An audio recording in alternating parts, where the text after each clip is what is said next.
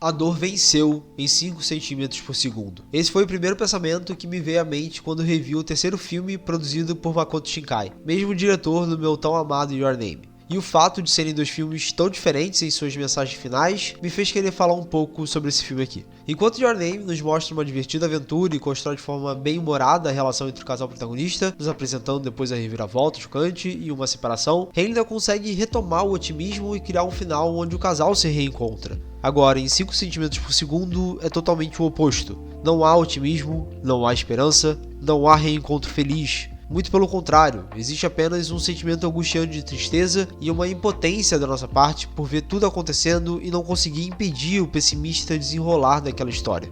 5 centímetros por segundo conta em 3 capítulos a história de Takaki e como ele vai cada vez mais se afundando em desilusão e desesperança em quase tudo, mas principalmente no âmbito romântico. E o pior é que esses sentimentos não surgiram por conta de um coração partido ou qualquer coisa do tipo. A real causa para que Takaki se tornasse cada vez mais triste foi puramente a vida, e eu vou explicar, começando pelo primeiro capítulo, que se chama Flores de Cerejeira.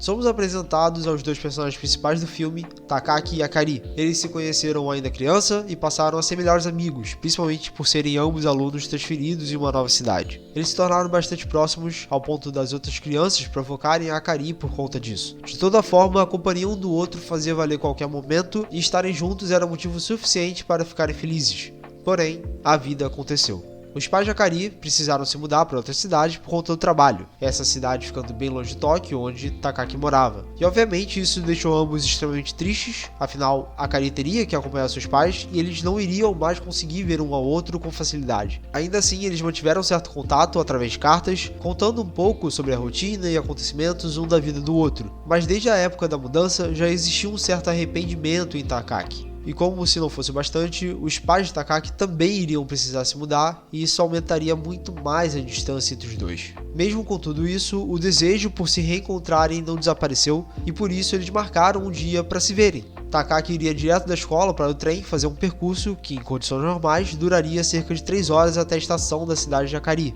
Ele havia feito todo o planejamento para poder chegar lá até as 7 da noite, só que novamente um acaso veio atrapalhar esse reencontro. No dia começou a nevar bastante, fazendo com que os trens atrasassem e o tempo da viagem, que seria de 3 horas, acabou se tornando 6. Durante a viagem de Takaki, o vemos ficando cada vez mais angustiado e ansioso com a hora passando e o seu atraso aumentando a cada nova parada. E esse sentimento acaba sendo contagioso, pois assim como o personagem, nós começamos a ficar nervosos. Afinal, aquela era uma situação tão cotidiana que é fácil se relacionar. Quem nunca marcou algo extremamente importante, mas por conta do acaso teve problemas no percurso, gerando um atraso? É compreensível a forma como ele se sente e ainda mais o sentimento de impotência por conta daquilo. E para piorar, ele ainda perde a carta que havia escrito especialmente para entregar a Akari pessoalmente. Ainda assim, mesmo com todos os empecilhos, ele chegou até a estação e o filme nos dá a primeira falsa esperança de que estávamos vendo uma típica história de romance, pois a Akari ainda estava lá, aguardando pacientemente, mas também claramente sem esperança já. Só que ao mesmo tempo em que tudo é feito para ficarmos felizes com aquilo, um estranho sentimento de vazio percorre todo esse trecho final do capítulo.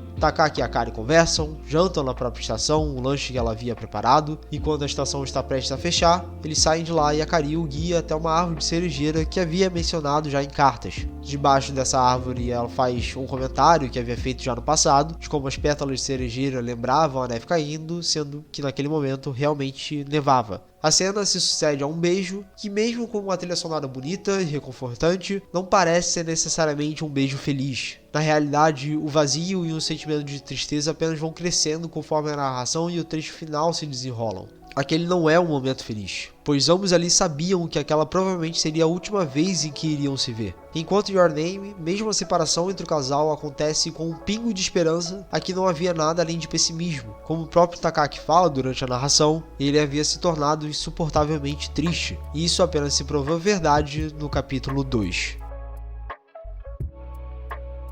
Em Cosmonauta, o vazio tomou conta totalmente do clima. Aqui as cenas são muito mais silenciosas, os planos de câmera são mais abertos, tudo é construído para que quem esteja assistindo se sinta extremamente vazio. Diferente do anterior, onde tínhamos o ponto de vista de Takaki, agora acompanhamos uma nova personagem, Kanae, uma colega de classe de Takaki que é apaixonada por ele. A narrativa agora era sobre a esperança de um novo romance, mas infelizmente um romance impossível, pois Takaki ainda pensava em Akari.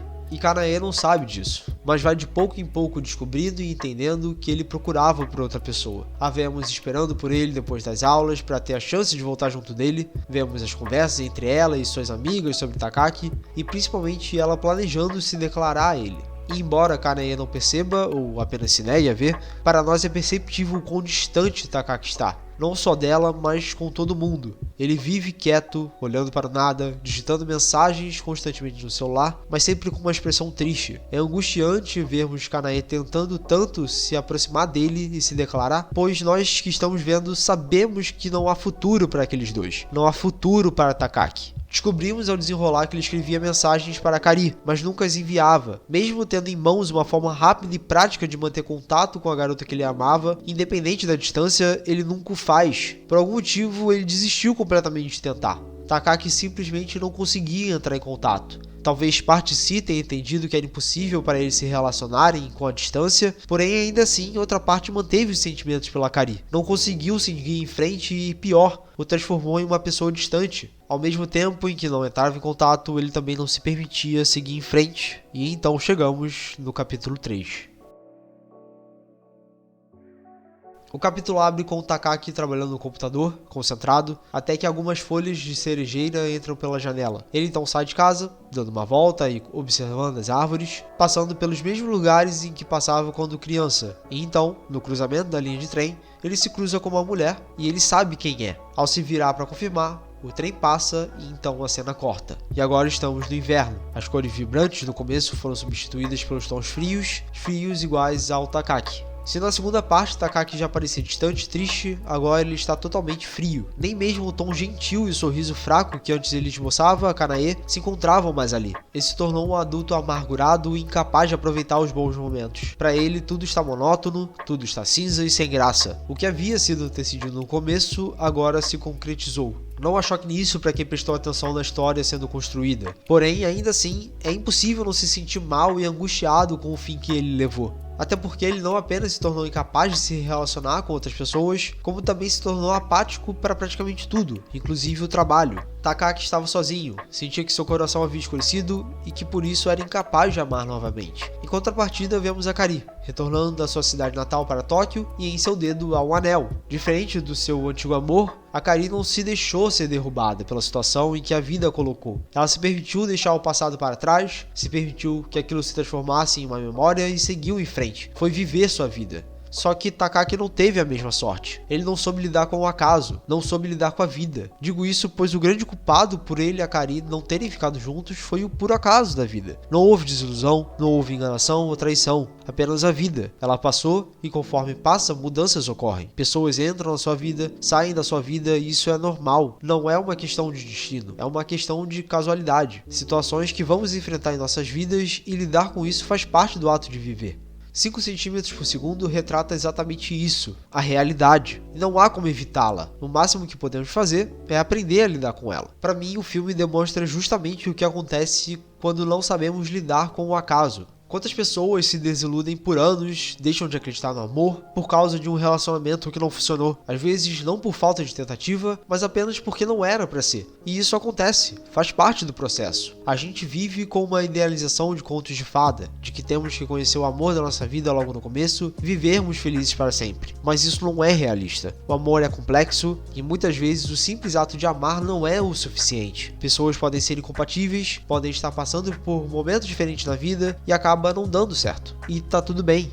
Takaki é o exemplo do que não devemos fazer, pois ele não corre atrás, mas também não deixa o sentimento morrer e se permite seguir em frente. Eu entendo que algumas pessoas podem argumentar que certos amores são difíceis de esquecer, mas isso pra mim não significa que é impossível, principalmente quando você é jovem. Existe uma vida inteira pela frente, não é porque seu amor de infância não correspondeu aos seus sentimentos, ou apenas não deu certo, que você nunca mais vai se apaixonar. Você vai encontrar uma nova pessoa, para viver um novo romance e escrever uma nova história. Não há como voltar no tempo. O passado está no passado, mas há um futuro pela frente e se realmente quisermos ele vai ser bom. Amor ou amizade sempre vem com o tempo, tudo acontece quando deve acontecer, desde que não deixemos o pessimismo tomar conta de nós. Não é uma questão de destino, é como a vida é. A gente sorri, a gente sofre e às vezes pensamos em desistir, mas isso faz parte. Viver é permitir se abrir, mesmo que isso possa nos machucar. E se nos machucarmos, tá tudo bem. Uma ferida sempre vai fechar. Sempre. Sou o Rodrigo Lima e se você gostou, deixa um gostei. Sinta-se à vontade de dar uma olhada nos outros vídeos do canal se assim desejar. Eu também faço lives quase todo dia lá na Roxinha, jogando e batendo papo. O horário varia entre 10 da noite e meia-noite, então sinta-se convidado. Obrigado a quem ficou até o final. Valeu, falou e até a próxima.